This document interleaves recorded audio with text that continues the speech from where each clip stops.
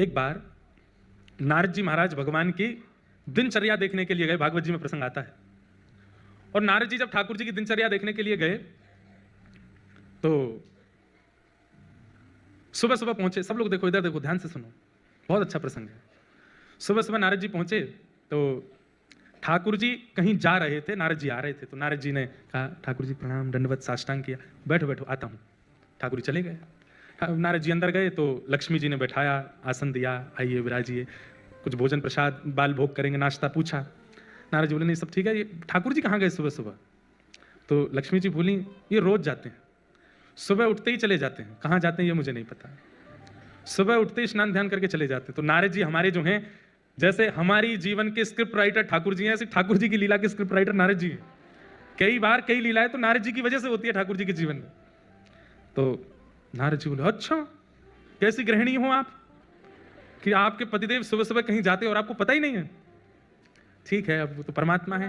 आपके पतिदेव सुबह सुबह उठ करके कहीं जा रहे हैं और आप देखती तक नहीं हो उनकी ओर। तो लक्ष्मी जी के मन में शंका आ गई। इस शंका उत्पन्न करने वाले भी कई लोग होते। कई लोगों में शंका होती नहीं है, शक होता नहीं, पर कई लोग करवा देते हैं। अच्छे रूप में हो तो कोई बात नहीं है, बुरे रूप में नहीं होना चाहिए। नारद जी महाराज ने शंका उत्पन्न करा दी। बोले क्या करूं मैं, आप बताओ। बोले कुछ नहीं, कल जब सुबह जाएं तो पीछे पीछे जाना, आप देखना कहां जाते हैं और थोड़ा पता तो लगाओ, बाकी आगे का हम देख लेंगे सब क्या करना है। तो सुबह सुबह ठाकुर जी उठ करके स्नान ध्यान करके नित्य के भांति निकले। पीछे पीछे लक्ष्मी जी छुप छुप के जा रही हैं, देखूं कहां जाते हैं। तभी वैकुंठ में कहीं जाकर के ठाकुर जी एक द्वार जैसा था उसके अंदर प्रवेश कर गए। भीतर से द्वार बंद कर लिया। लक्ष्मी जी बाहर तक देखे आई, लौट करके आई। नारद जी से बोला मैंने देख लिया, कहाँ गए? बोले कहाँ गए? बोले यहाँ से ऐसे ऐसे जाके इधर उधर जाके वहाँ एक द्वार है, उसके अंदर प्रवेश कर गए।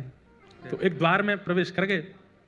तो लक्ष्मी जी ने आकर के नारद जी को बताया, बोले कि एक द्वार के भीतर प्रवेश कर गए थे। तो द्वार के अंदर क्या है? बोले हमने उसके आगे नहीं देखा, अपने इतना ही देखा। कैसी पत्नी हो आप, केवल मार्ग देख के आगे? अरे भीतर तो देखना था, क्या है?